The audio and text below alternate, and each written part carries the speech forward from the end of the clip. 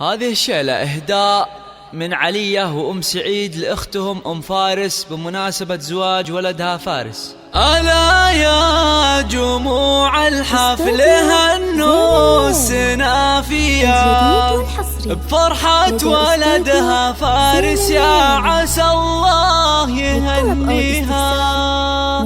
تغنوا على طرق اللحون الحماسية وهنوا أم فارس في فرح عرس غاليها.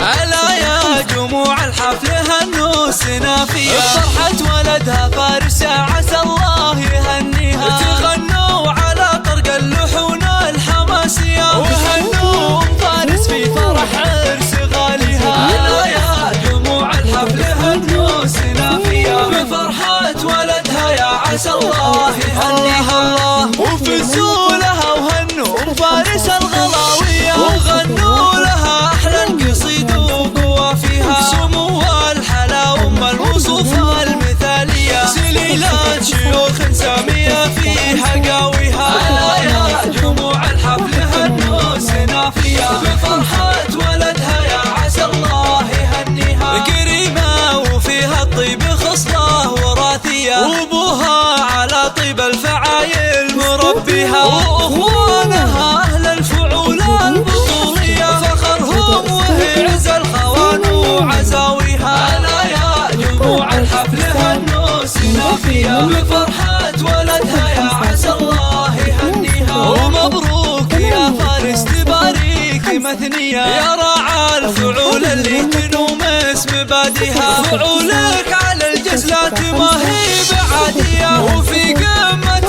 الأخلاق والطيب كاسية. ألا يا جموع الحفل هنوا السنافية بفرحة ولدها، يا عسى الله يهنيها. خواتك فرح فيك فرحة خيالية، وكل تبارك لك وتهدي تهانيها. ومبروك لك مبروك يا طيب النية، خذت العروس المترفة في معانيها. ومبروك لك يلي فعولك رهاوية، وجعل الفرح يزهك دايم لياليها. ألا يا جموع الحفل هنوا السنافية بفرحة ولدها، يا عسى الله يهنيها.